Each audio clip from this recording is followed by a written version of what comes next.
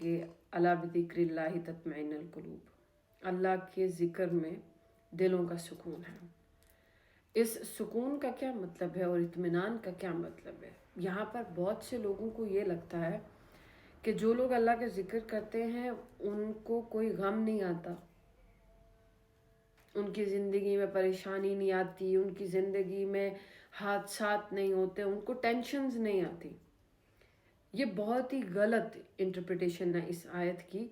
ऐसा मुमकिन ही नहीं है कि इंसान मोमिन हो और उसको तकलीफ़ ना है, क्योंकि अल्लाह ताला ने इंसान का और आजमाइशों का ताल्लुक ऐसे ही रखा हुआ है जैसे आपका चोली दामन का ताल्लुक है। आप जी रहे हैं तो वो इमरान खान वाला डायलॉग है कि आप सुकून सिर्फ कब्र में ही हासिल कर सकते हैं, वो भी तब जब आपने नेक अमाल किए हो।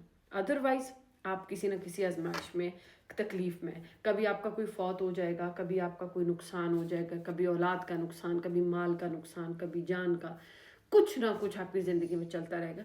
सो फिर इत्मीनान किस तरह का यहाँ पर अल्लाह ताला जिक्र कर रहे हैं। इत्मीनान कहते हैं कि जब कोई इंसान, ये मेरी बात सिर्फ उन्हीं लोगों को समझ में आएगी जो इससे गुजर चुके हैं, क्योंकि जिन्होंने ये चीज़ एक्सपीरियंस नहीं की है वो इसको अपने दिमाग में एज्यूम कर ही नहीं सकते। इत्मीनान इस चीज़ को कहते हैं कि जब मैं छोटी थी तो ऑलमोस्ट 2 साल का मेरा भाई पानी में डूब के फौत हो जाता है और मैंने उसको मतलब कि पानी में डूबा हुआ देखा। और उसकी डेथ के बाद एक महफिल में एक कारी साहब के, पता नहीं वो कोई मौलवी साहब थे, कोई मुफ्ती साहब थे जो मेरे अब्बा के दोस्त हैं, और वो उनसे कहते हैं कि मुझे बड़ा अफसोस हुआ कि आपका बच्चा फौत हो गया।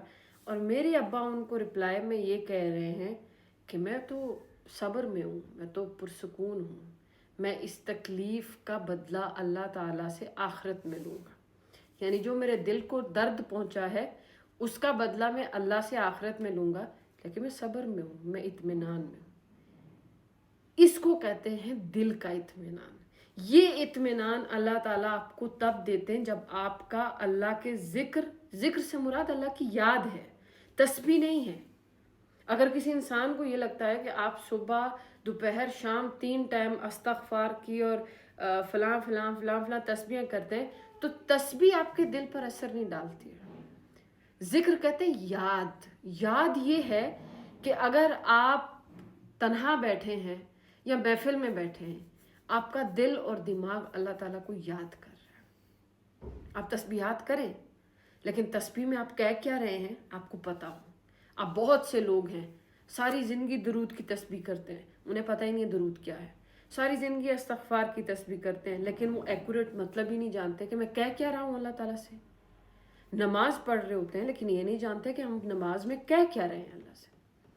तो जिक्र का मतलब है याद। कोई किसी को आपने इतना महबूब कर लिया, मोहब्बत इतनी हो गई कि वो आपको याद रह गया, कोई ना बाकी रहे मुझ में, सिर्फ अल्लाह हो।